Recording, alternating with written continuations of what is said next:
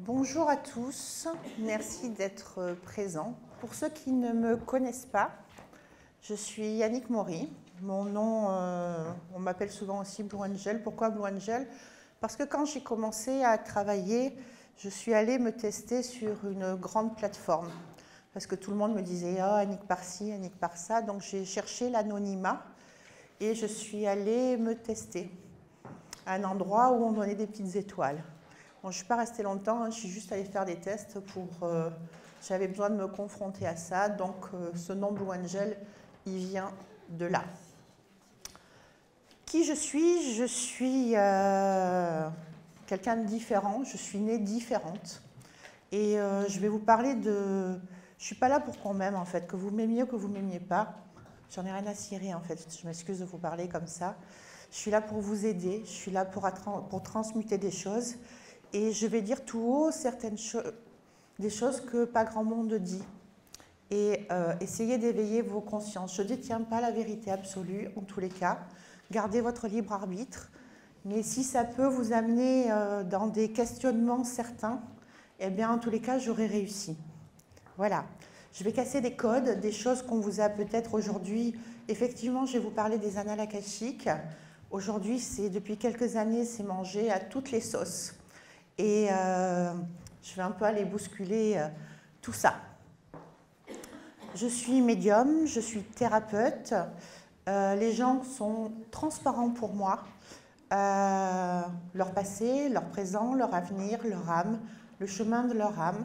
Quand je visite un lieu touristique, je mets ma main sur le lieu et le lieu me raconte et l'âme du lieu me raconte son histoire. Donc, je fais la communication animale, je fais la communication des fins. En fait, on parle de l'âme, l'âme qui est notre véritable identité. À la base, j'ai un master en droit, je viens d'une famille où l'échec n'existe pas, où ils sont tous diplômés de grandes écoles. Alors moi, petit canard boiteux, avec toutes mes compétences, il a fallu que j'arrive à m'affirmer dans ce que je suis, dans ma nature véritable, de personnes différentes, âmes incarnées, avec plein de perceptions. Et ça n'a pas toujours été facile, c'est un long chemin pour pouvoir en arriver là, mais qui est tout à fait possible et tout à fait réalisable. Et même si aujourd'hui je gagne ma vie différemment par rapport à ma profession initiale, je suis bien heureuse du chemin que j'ai choisi et de partager ce moment précieux pour moi, de venir à votre rencontre et d'être avec vous. Donc j'espère qu'on va faire un joli moment de partage. Alors, en tous les cas, pour moi, être dans le cœur, c'est quelque chose de très important. Et si aujourd'hui, j'arrive à donner un petit coup de manivelle au vôtre pour pouvoir l'ouvrir un peu plus, eh bien, ce sera vraiment un beau cadeau pour moi. Alors, j'ai changé un petit peu ma thématique de conférence et je vais vous parler de l'âme, de l'ADN, de l'âme dans notre incarnation et des annales akashiques. Alors, on va commencer par l'âme. Pour beaucoup, et je vais venir casser des codes aussi là encore, l'âme, c'est une entité énergétique intelligente. Ça veut dire que quand on s'incarne, l'âme est une substance énergétique intelligente qui va venir se mettre et qui va passer par l'âme de la mère. Première modification d'ADN, d'accord? Parce que si je pose ma tête sur le t-shirt de madame, que je le veuille ou pas, je vais laisser des traces d'ADN, sans m'en apercevoir. Donc ce qui veut dire que quand mon âme va passer par l'âme de ma mère, elle va récupérer de l'ADN de l'âme de ma mère, et ma mère va récupérer de l'ADN de mon âme. Modification de mon ADN d'origine. Et c'est ainsi que cela se passe à travers les différentes incarnations. Nous, humains prétentieux, pensons à travers les différentes religions, à travers ce que l'on nous apprend, que nous n'avons que 7 ou 9 incarnations ou une incarnation. Non, nous pouvons, en tant qu'âme, avoir beaucoup plus d'incarnations que ça. Donc, il faut faire tomber les tabous des croyances et nous pouvons aussi nous incarner dans autre chose que des humains, sur cette planète-ci ou sur d'autres planètes. L'âme que je suis en tant que est ma véritable identité. Le reste est la forme que je vais choisir pour venir expérimenter, ici ou ailleurs, différentes choses. Raison pour laquelle il arrive régulièrement que l'on se retrouve à un endroit ou à un autre en se disant « c'est bizarre, j'ai l'impression de connaître ce lieu et pourtant je n'y suis jamais allée ». Je vais revenir sur l'ADN de l'âme. Cet ADN de l'âme est donc modifié à partir du moment où l'on choisit de s'incarner. Pourquoi? Puisqu'on va, à travers le passage que l'on fait dans l'incarnation, donc quand je passe par l'âme de ma mère, je vais embarquer une partie de sa mémoire karmique. Ça veut dire que va venir se rajouter à mon chemin karmique un morceau du sien. Super! Si on a tout un paquet d'incarnations, ça veut dire qu'on n'est pas sorti de l'auberge. Et pour autant, quand on va faire des nettoyages karmiques, ce sont des choses à prendre en considération, à prendre notre propre dimension, comme la dimension de l'endroit par où on est passé. Effectivement, si on choisit de s'incarner en Éthiopie, en Corée ou en France, eh bien, ce n'est pas le même endroit, ce n'est pas la même histoire, ce n'est pas la même vibration, ce n'est pas la même âme du lieu. Donc ça veut dire qu'on va aussi être impacté par l'âme du lieu. Et quand on va nettoyer, on doit nettoyer au niveau karmique non seulement son propre chemin d'âme, le chemin d'âme que l'on a récupéré entre guillemets par les différentes incarnations que nous avons pu avoir, mais aussi par les différents lieux et la valeur ethnique des choix que nous avons faits. Et là, on s'aperçoit que ce n'est pas aussi simple que ça et que la dimension est beaucoup plus importante que l'on ne pourrait le croire initialement. Ensuite, je reviens sur cette notion d'âme. L'âme, si on repart sur la physique quantique, et là vous allez tous me détester, je vous préviens, d'avance. Sortez vos fusils. Alors, pourquoi je vais vous dire ça? Parce que je vais casser les codes de toutes vos croyances. Je vais vous parler des anges, des archanges, de vos religions, etc. Oui, sur Terre. Sur Terre, elles sont utiles. Pensez-vous que sur d'autres formes de vie, il y ait des anges, il y ait certaines religions identiques aux nôtres? Eh bien non, ce sont des constructions humaines et des projections humaines. À partir du moment où la réalité métaphysique est qu'une âme est une entité énergétique vibratoire intelligente disposant d'une base de données illimitée en termes de mémoire. On a donc une substance transparente, à peine aqueuse, qui est vivante, intelligente, un peu comme de l'IA, intelligence artificielle, on peut dire ça comme ça, capable d'être totalement autonome et qui peut traverser les époques, les temps et aller s'incarner dans d'autres formes de vie. Son rôle est de venir, à un moment donné, s'incarner sur Terre en choisissant son père, sa mère, sa fratrie, son nom de famille, et donc l'âme du nom de famille dont je vous parlerai par la suite, mais pouvant s'incarner sous d'autres formes de vie, sur d'autres lieux. Ça veut dire quoi? Ça veut dire que quand on est humain et qu'on est connecté aux anges et aux archanges et à Dieu et à Marie-Madeleine et à je ne sais trop qui, ça c'est notre conception humaine. Je ne dis pas qu'elle est fausse en tant qu'humain, mais au niveau de l'âme que nous sommes, à partir du moment où l'âme est une entité énergétique, c'est fini, il n'y a plus de corps physique. Il n'y a plus de corps physique. Ça veut dire que l'âme, par exemple, quand on va communiquer avec un défunt, on communique avec son âme. Cette âme, disposant de cette base de données, est capable de télépathie et d'envoyer par projection la dernière image ou l'image la plus jolie qu'elle considérait avoir lors de son incarnation sur Terre. Et c'est ainsi qu'elle va nous transmettre des informations. Ce qui veut dire que de l'autre côté, il y a effectivement ce qu'on appelle des âmes gardiennes qui peuvent représenter les anges, les archanges, certaines choses dans d'autres religions ou dans d'autres formes de civilisation, Mais concrètement et matériellement, ça ne correspond pas à la réalité. Il n'y a pas de l'autre côté des personnes avec des petites ailes et des fourches. C'est faux.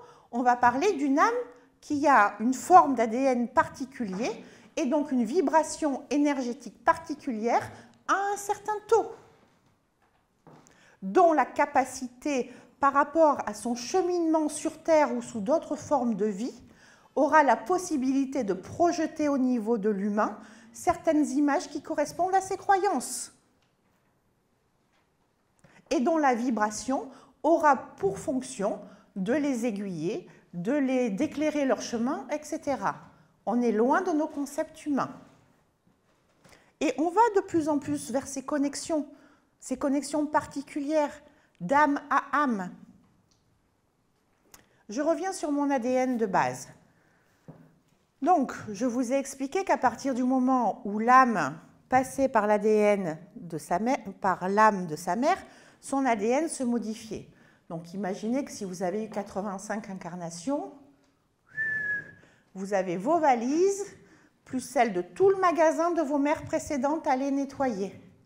Bon, il y a toujours en général une traçabilité et des points communs. Quelle est la différence entre une annale akashique, enfin les annales akashiques, et les mémoires transgénérationnelles et leur étude? Alors, qu'est-ce que l'akasha? Akasha, Bibliothèque universelle des âmes, moi je dirais plutôt base de données virtuelles où sont enregistrées l'histoire de toutes les âmes. Il faut savoir que l'akasha est indépendant de la source. La source rassemble les âmes, c'est-à-dire ces entités énergétiques intelligentes avec un taux vibratoire particulier qui vont, comme des molécules, s'allier à l'endroit qui est juste pour elles. Et quand je vous parlais d'ADN et d'ADN qui migrent au niveau de l'âme quand il y a une incarnation, si on prend par exemple une cellule en physique ou en biologie, on voit que le virus est capable d'évoluer de manière positive et de muter, ou de régresser et de s'éteindre en fonction de sa mutation, sa propre mutation et son intelligence interne. C'est la raison pour laquelle aujourd'hui on se retrouve avec certaines maladies qui migrent. Eh bien au niveau de l'âme, c'est exactement la même chose. Et quand il n'y a plus de corps physique et qu'elle retourne de l'autre côté, il faut savoir que Satan, l'obscur, etc. n'existe pas de l'autre côté. On va parler d'un taux vibratoire particulier qui va être plus ou moins élevé et qui va correspondre effectivement à ce que l'on peut appeler le bas astral ou le haut astral. Mais en fait, il s'agit d'un taux vibratoire particulier où chaque âme, en fonction de son taux vibratoire, va trouver sa place. C'est une histoire comme les protons et les neutrons, de plus et de moins. Ça change beaucoup de choses, hein. Vous voyez que je suis un petit peu différente dans ma manière de vous aborder les choses. Mais en tous les cas, ce que je vous raconte, ça se passe comme ça.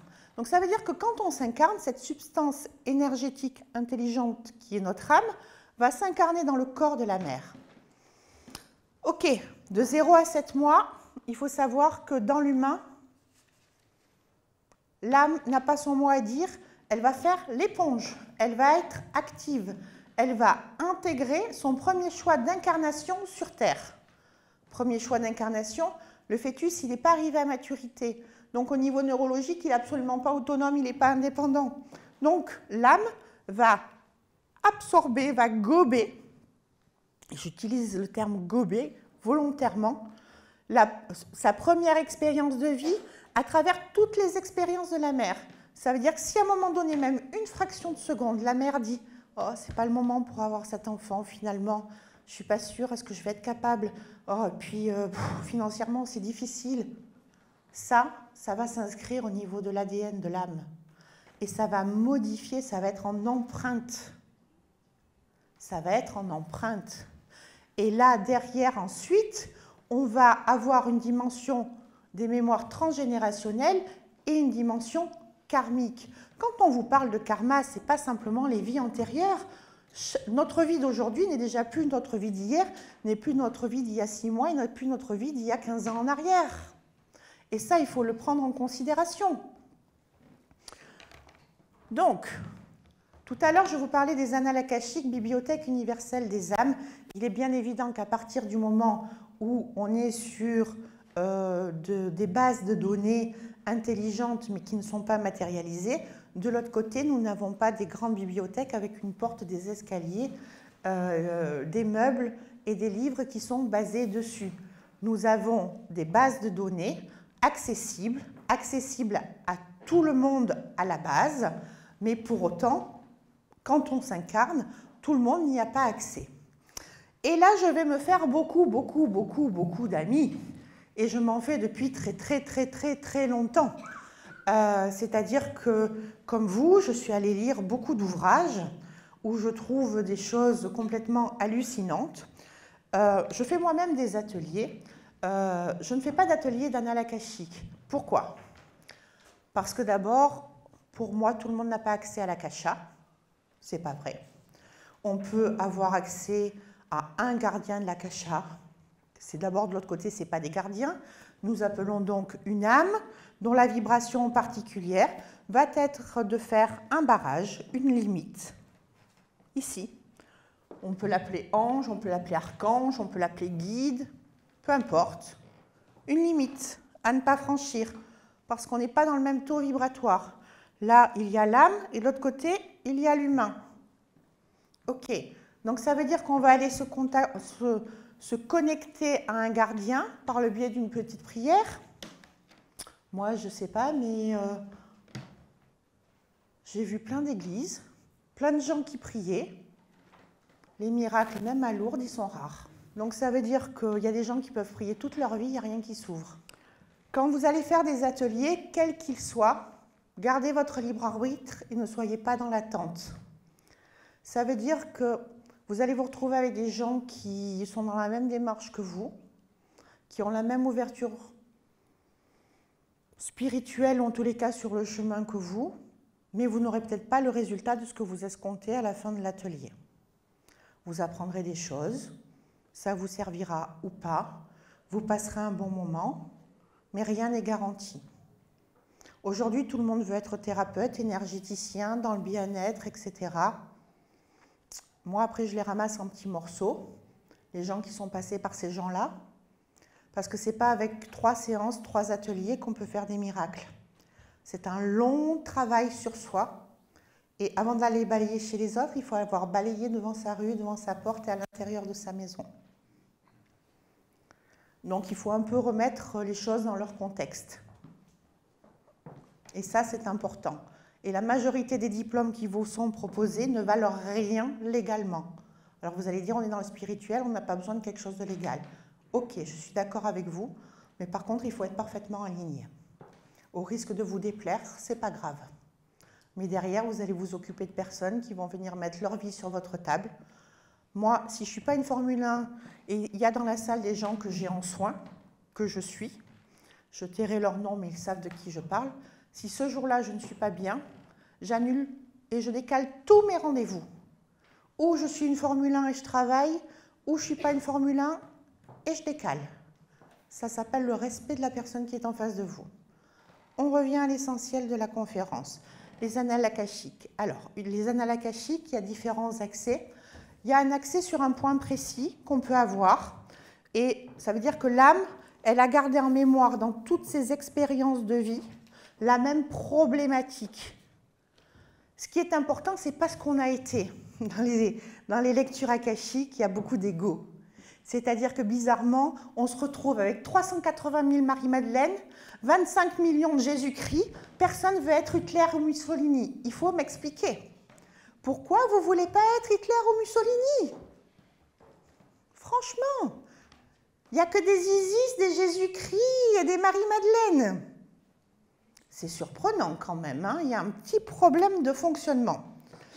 Alors, ce n'est pas important qui on a été. Ce qui est important, c'est ce qu'on a réussi à faire, que ce soit la femme de ménage ou le président, c'est quel a été le chemin. Moi, franchement, être Macron aujourd'hui, je n'ai pas trop envie. Hein.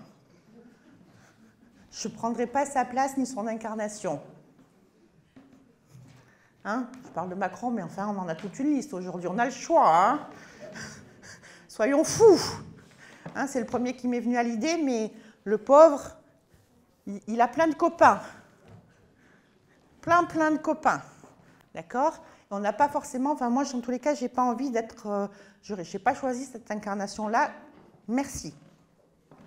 Donc, ça veut dire que on a le choix. Quand on s'incarne, ce qui est important, c'est qu'est-ce qu'on va faire de sa vie, qui je suis, qu'est-ce que je vais faire, qu'est-ce que je vais réussir à transmuter. La majorité des gens pensent qu'il est important d'être président de la République, d'être dans le faire. Mais le faire est important par rapport à la matière. Effectivement, nous vivons dans un monde de matière. Mais c'est ce qu'on représente, c'est parce que l'on est. Vous allez faire, j'ai un très bon ami qui est très connu, qui a fait un 3e dictionnaire il n'y a pas très longtemps. Et j'ai été sa collaboratrice en France. Je l'aime beaucoup. Mais je lui ai dit, ok, ça c'est ce que tu représentes, mais qui tu es? Dans qui tu es, tu n'es qu'un vieux monsieur tout seul au bord de la route. Est-ce que tu considères que ça, c'est avoir réussi ta vie? Regarde la solitude qui est dans ta vie. Il m'a dit, tu as raison. Tu as tellement raison.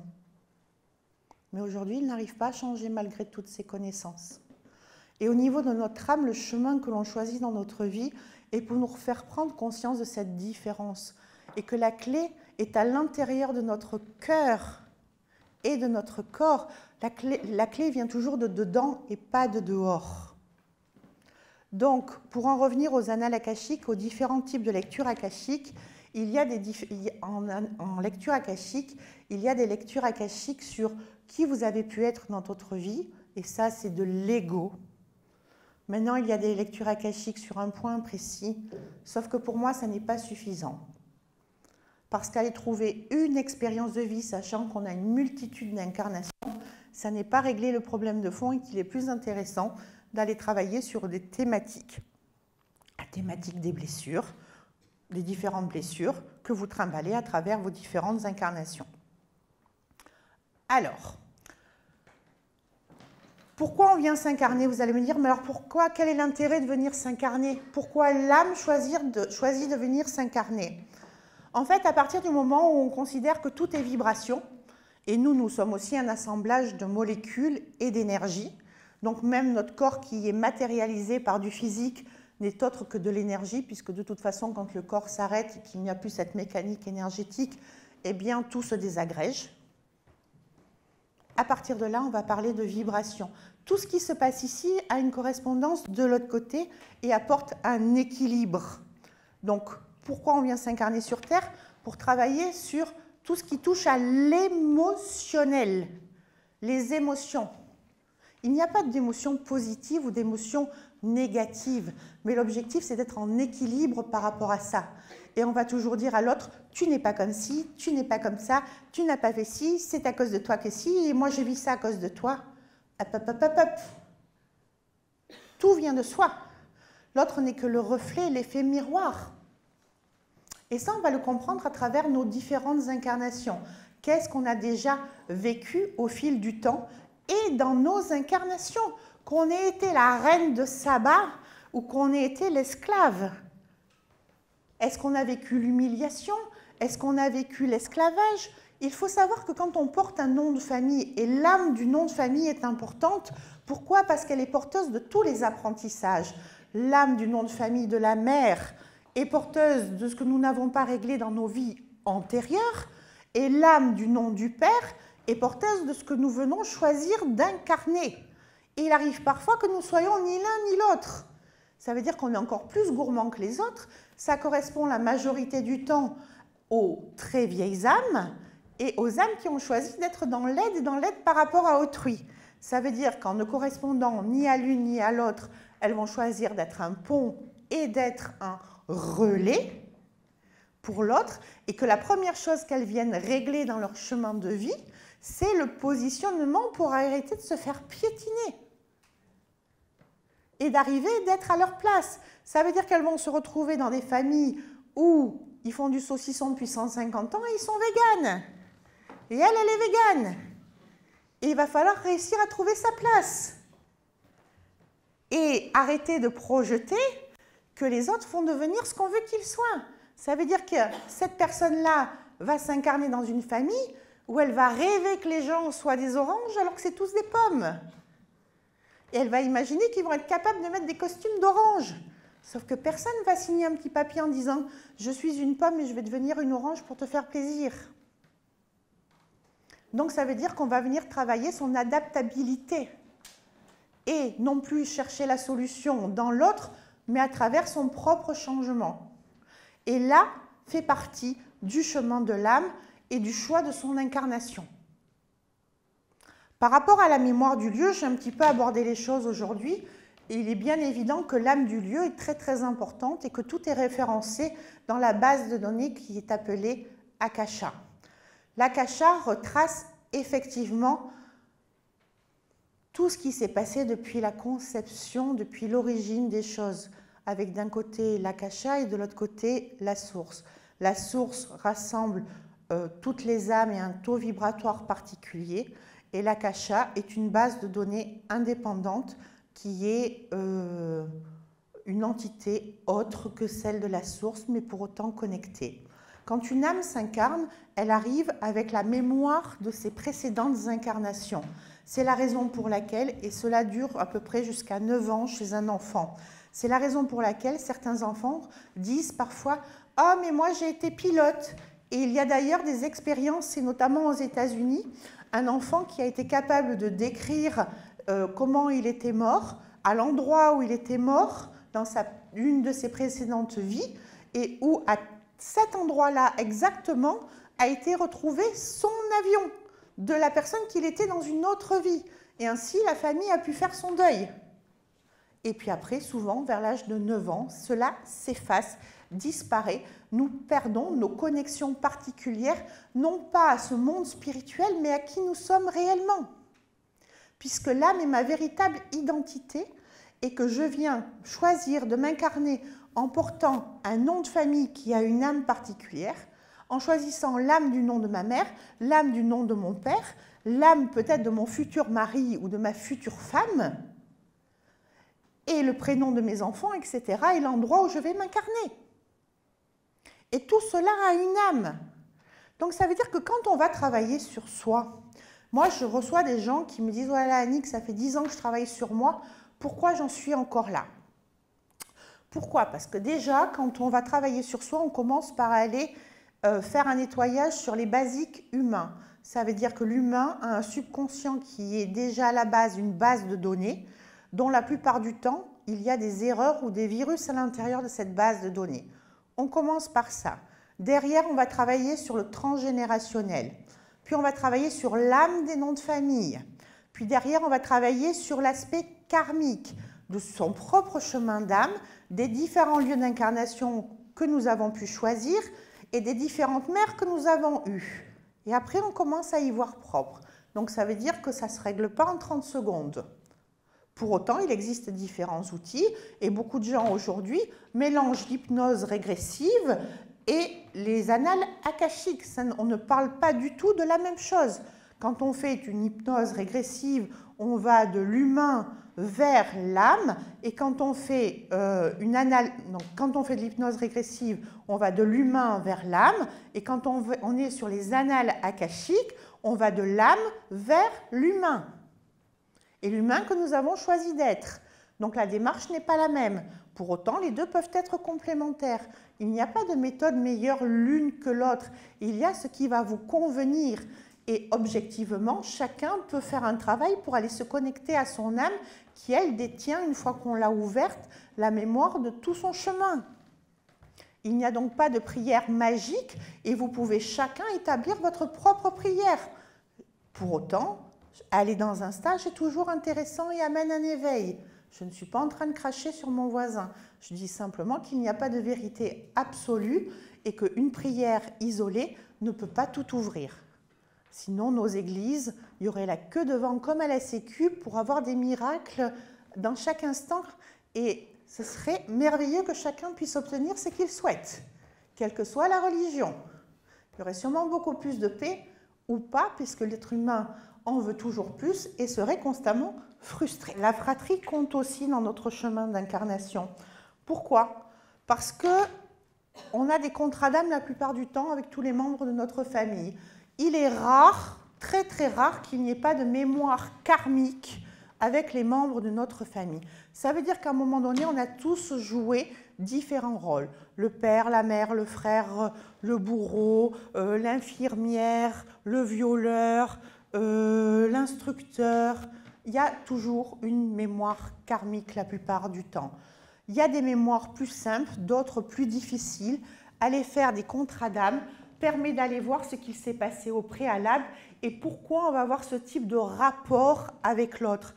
Et ça, c'est quelque chose d'important parce que quand les gens qui ont déjà fait une lecture akashique avec moi me disent toujours « mais oh, c'est magique, à quel point c'est précis, je comprends maintenant, mais effectivement, ben oui, ben parce qu'en fait, il y a des choses qui n'ont pas été réglées dans des vies passées et on ne reprend pas les mêmes rôles, mais par contre la même thématique parce qu'on est là pour la régler ensemble. » Maintenant, il y a aussi, par exemple, au niveau d'une lecture akashique, quelqu'un qui a été noyé, il y a des gens qui ont des tocs dans cette vie-ci, quels que soient les serpents, les araignées, la noyade, l'électrocution, une problématique à ne pas avoir d'enfant, ou avoir la phobie de pouvoir mettre un enfant au monde, et on s'aperçoit que dans d'autres vies, peut-être parfois de manière même répétée, il y a eu un décès pour avoir mis un enfant au monde, une hémorragie, où c'est à ce moment-là,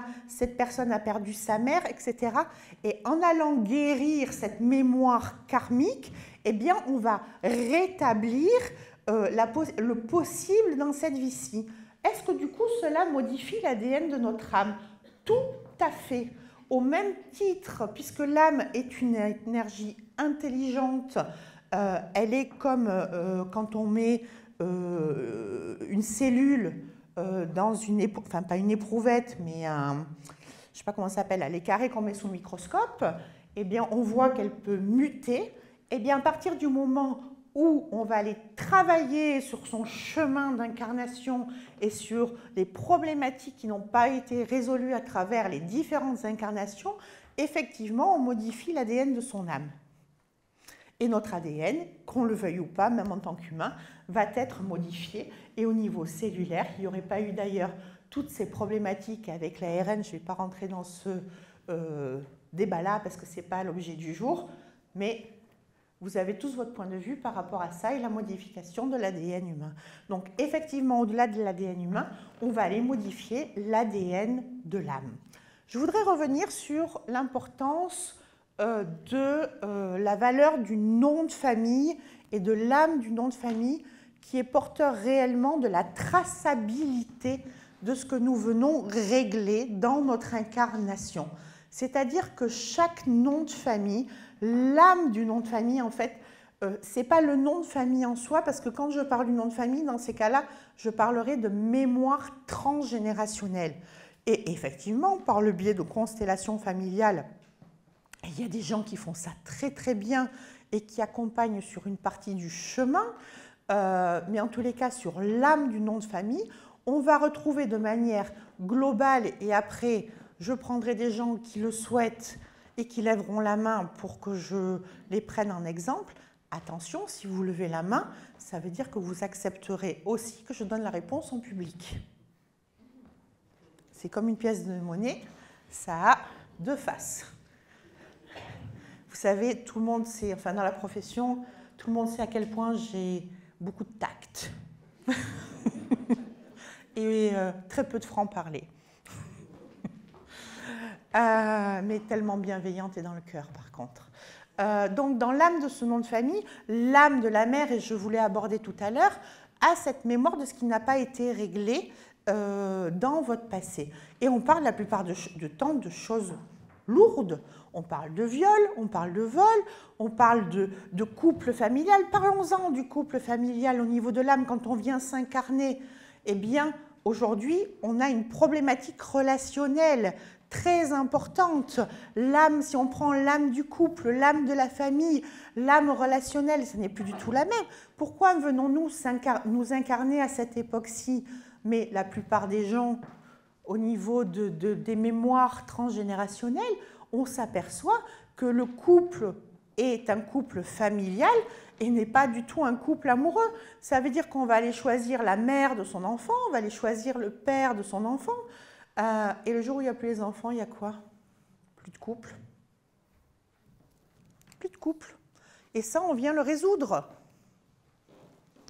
Et on va dire, on va pointer du doigt l'autre, sauf qu'à la base, on a réellement, et il faut savoir qu'avec les guerres successives que nous avons eues, et notamment en Europe, il y a eu une recrudescence d'incarnation de mémoires d'âmes, des âmes qui ont eu des mémoires d'Amazone, donc des femmes guerrières qui n'avaient comme estime de l'homme que le niveau de la mer, c'est-à-dire 0, et qui, aujourd'hui, reprochent à l'homme de ne pas être comme ci ou de ne pas être comme ça, ou de ne pas être un père présent, sauf qu'elles l'ont choisi volontairement parce qu'il était absolument incapable de faire face à ce type de femme, et qu'au niveau de chemin de l'âme, elles viennent régler cet apprentissage de refaire confiance à l'homme, d'éventuellement lui laisser une place, mais surtout à elle de se dégager de ce mécanisme de fonctionnement. Parce que ce que ça entraîne, c'est un inversement des polarités, donc elle se pense toute puissante. Et je suis passée par ce chemin-là pour vous l'avoir parlé. C'est quelque chose que j'ai travaillé personnellement parce que je suis moi-même une ancienne Amazone et j'ai été longtemps une femme, ce qu'on appelle alpha, et j'ai énormément travaillé pour transmuter tout ça et pour pouvoir l'enseigner derrière, c'est-à-dire lâcher les valises et à tout homme incarné, lui laisser sa réelle place. Parce que derrière, on inverse les polarités de nos enfants. Et ça, c'est dramatique. Ça veut dire que la femme représente l'autorité. Vous allez me dire, il y a des fois, on ne peut pas faire autrement. On est tous coacteurs. On ne choisit pas son compagnon pour rien. Et ça, au niveau du chemin de l'âme, c'est quelque chose qu'on va retrouver dans les annales akashiques. Et on sait que c'est ça qui vient guérir, que l'on vient guérir. Donc ça veut dire que la valeur d'aujourd'hui, on ne laisse pas à l'homme sa véritable valeur.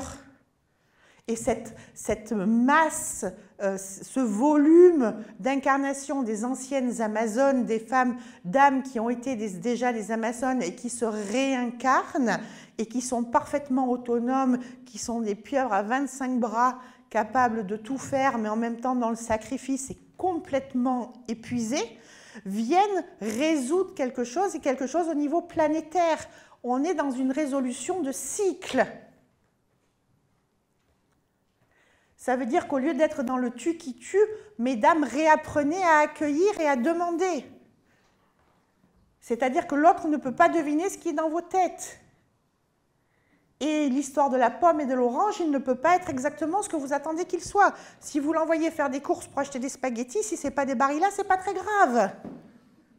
Il vous a ramené des pâtes. D'accord ? Voilà, si vous lui dites sors les courses de la voiture s'il te plaît, et qu'au bout de 5 minutes il n'est toujours pas là, ne lui coupez pas la tête. Mais soyez en capacité de laisser les courses au pied de la voiture et à un moment donné d'aller vous mettre sur le canapé et de lui faire « Alors chérie, comment tu vas ?» À un moment donné, il faudra bien sortir les courses. Chacun a son chemin, oui, mais ça vous fait rire, mais au niveau akashique, ça a une dimension bien plus importante que ce que vous ne pensez. Parce que c'est vraiment, d'abord, le fait que toutes ces femmes amazones se soient incarnées et soient réellement présentes actuellement sur Terre, ça montre, qu'est-ce qu'une femme amazone? C'est une femme qui se sacrifie. C'est une mère, c'est une infirmière, c'est un Saint-Bernard avec un petit tonneau. Quelle est sa vie?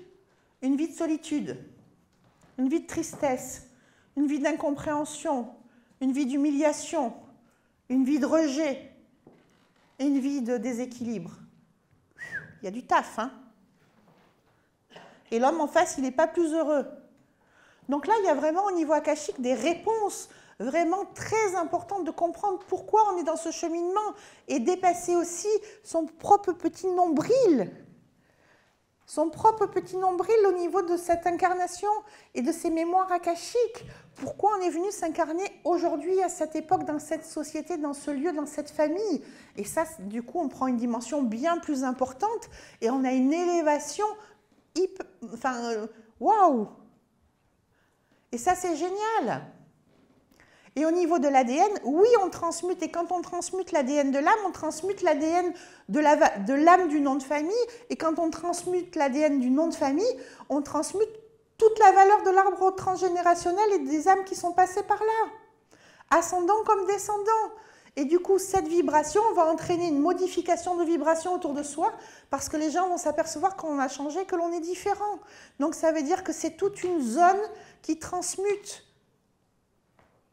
Ça veut dire qu'on n'a pas travaillé que pour soi. Et ça, c'est génial. Alors, je vais prendre des exemples. D'abord, je vais répondre à vos questions. Et ensuite, donc, en tous les cas, concernant les lectures akashiques, franchement, savoir qui vous avez été, c'est nul, ça ne sert à rien, quoi. Je veux dire, mais par contre, ce que vous faites au quotidien, là, les petits gestes du quotidien, même dans cette incarnation, c'est-à-dire que vous nettoyez votre karma par les modifications que vous apportez dans votre quotidien, déjà sur cette incarnation-ci.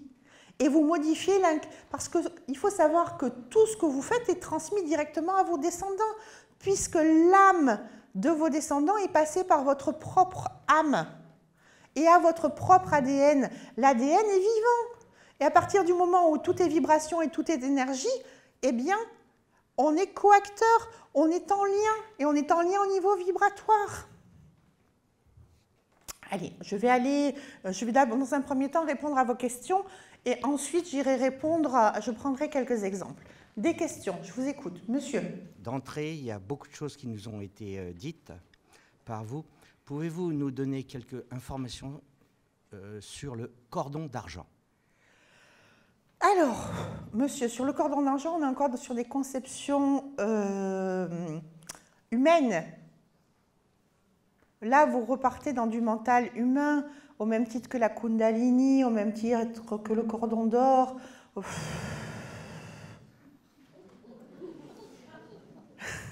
Je peux vous répondre ? Mais avec le cœur, bien sûr. Eh bien oui, puisque donc il y a à peu près une bonne trentaine d'années, mon cordon d'argent a été visualisé par une tierce personne. Ça a duré peut-être 1 minute à peu près. Ouais. Mais moi, je n'ai pas pu le voir puisque c'est au-dessus de la tête.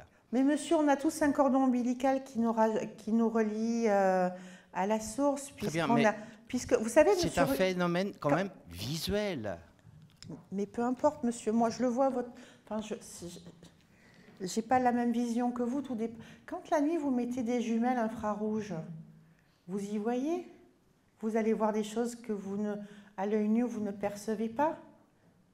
Eh bien, c'est la même chose. Ça veut dire que c'est une ouverture, une autre ouverture dimensionnelle qui s'est fait une fraction de seconde.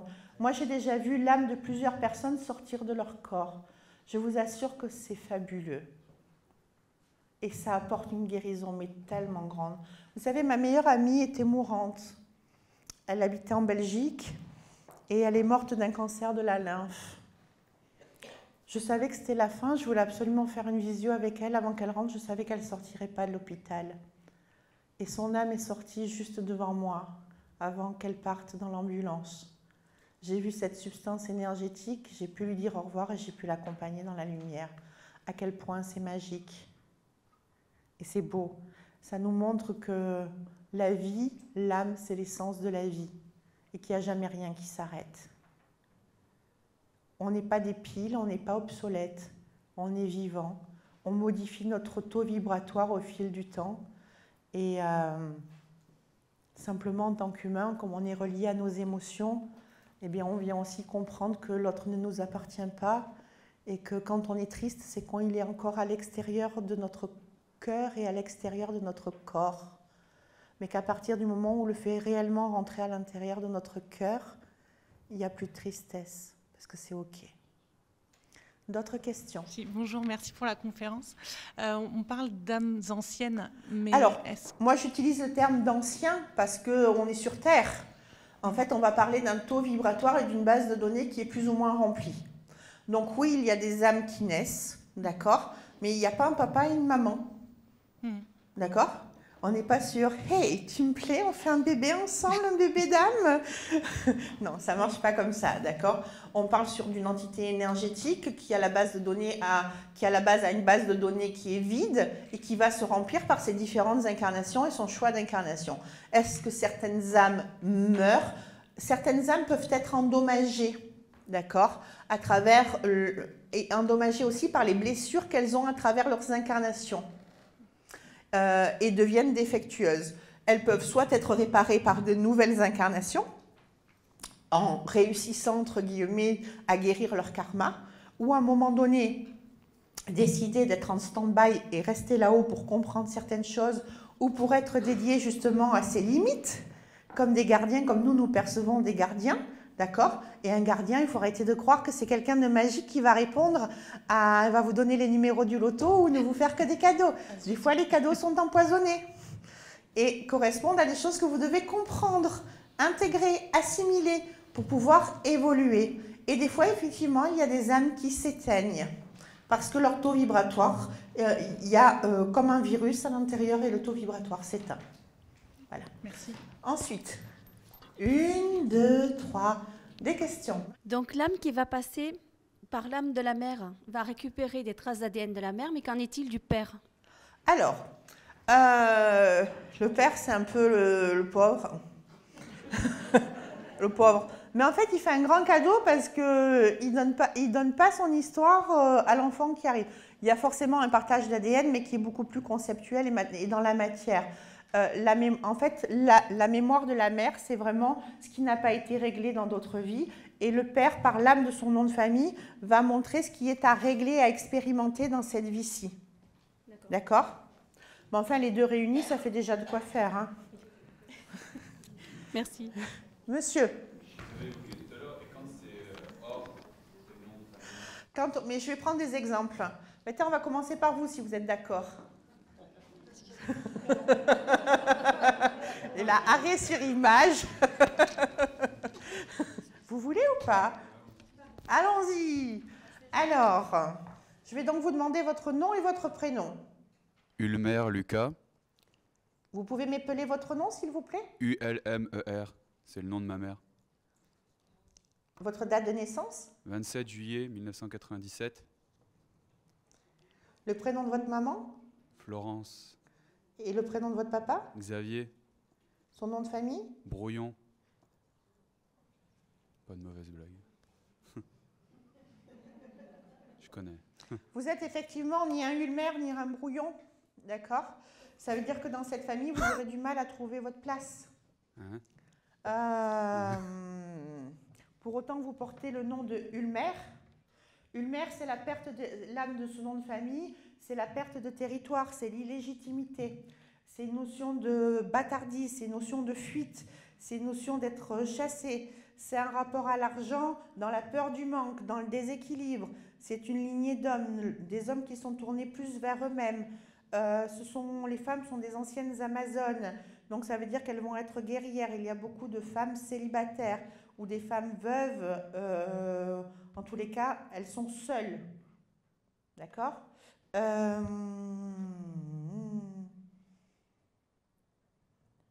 Dans ce qui est à régler ici, on parle d'abandon, on parle de trahison, on parle d'humiliation.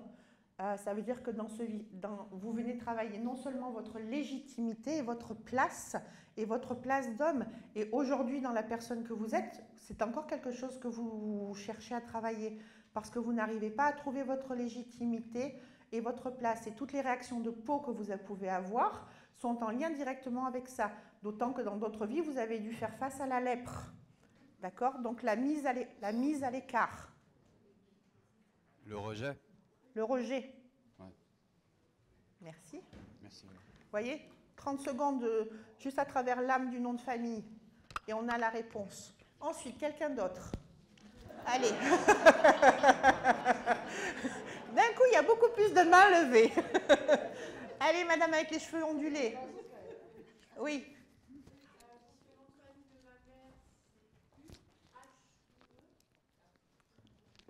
Allez, attendez, il y a quelque chose que j'ai oublié de vous dire et qui est super important, c'est que quand on porte un nom de famille qui est un prénom, d'accord, eh bien ça correspond soit au niveau de l'âme du nom de famille à des mémoires d'esclavage à régler, soit à l'abandon et à la bâtardise.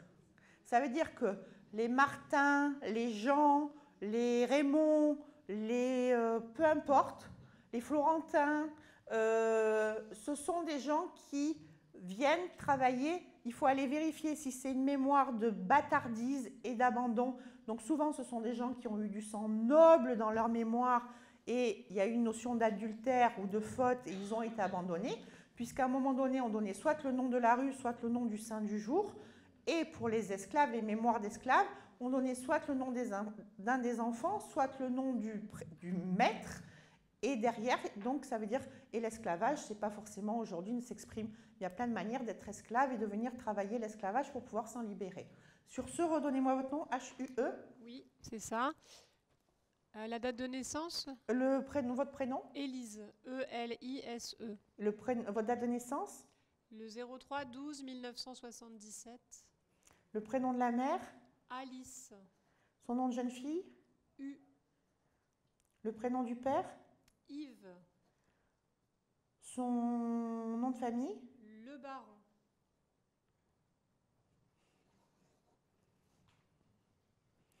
Il apparaît comme déjà, lui, un enfant illégitime. D'accord? Donc, il y a un problème d'illégitimité. Le baron, de toute façon, c'est l'illégitimité en soi. C'est la fuite, c'est l'engagement fuyant. On n'arrive pas à être adulte, c'est l'adolescence, c'est la violence, c'est la trahison, c'est l'abandon de soi, c'est l'autodestruction. D'accord? C'est l'ancrage, c'est le besoin de structure, c'est l'attachement au foncier. Et pourtant, vous fonctionnez sur le baron, vous ne fonctionnez pas sur une U. Donc ça veut dire que tout au long de votre vie, là, vous avez choisi une incarnation où vous sortez les rames. D'accord? Et tout est difficile, même au niveau relationnel, où vous pouvez être en couple, mais vous sentir très seul, ou en tous les cas, les relations amoureuses ne fonctionnent pas. Vous êtes dans un labyrinthe où vous avez toujours l'impression de trouver la bonne sortie, puis au final, vous ne la trouvez pas. Et pour autant, vous avez des valeurs où l'ancrage, la famille, le foncier sont des choses de base. Vous allez vous réfugier dans votre maison, dans votre coquille, dans votre être. Et c'est ça que vous devez dépasser parce que du coup, vous êtes là pour pouvoir faire confiance à la vie dans ce chemin de vie et vous autoriser à être libre. Vous allez vous-même vous enfermer dans ces mémoires qui sont en lien avec la mémoire du non-U où, à travers la maison et les valeurs familiales, quelque part, vous pensez tout résoudre. Ça vous parle ? Plus ou moins. Ouais. Je pense que c'est plus que moi, mais que c'est un petit peu difficile à avaler. Alors, ensuite, votre prénom? Alors, Mohamed. Comment? Mohamed. Oui, votre nom de famille? Sadji. Comment ça s'écrit? S-A-D-J-I. Oui. Votre date de naissance? Le 2-08-85. Le prénom de votre maman? Erwal Toitia. Le prénom du papa? Alors, Afif. Déjà, vous n'êtes pas arrivé au bon moment. Vous n'êtes pas arrivé au bon moment, c'était compliqué. Ah.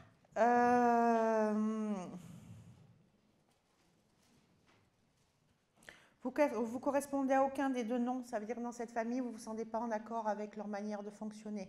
Ah bon? Oui. Non, non.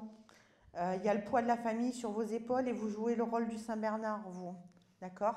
Vous avez absolument besoin d'être aimé avec votre petit panneau. Regardez, je suis là, je suis l'enfant parfait. Je vais tout supporter, tout encaisser pour pouvoir exister.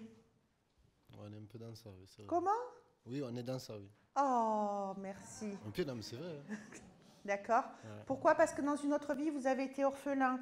et que le prénom de votre maman, symboliquement, c'est la soumission, c'est le sacrifice et c'est la mise au service de l'autre. C'est l'absence de parole et de revendication pour pouvoir maintenir le groupe et la cellule familiale au prix de sa vie. D'accord ?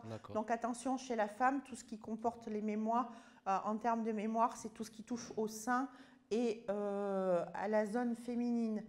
D'accord ? Et vous avez à l'intérieur de vous un côté très féminin qui permet de compenser le côté très masculin de votre compagne. Ah bon? Ah bon? Ah bon. Bonne chance.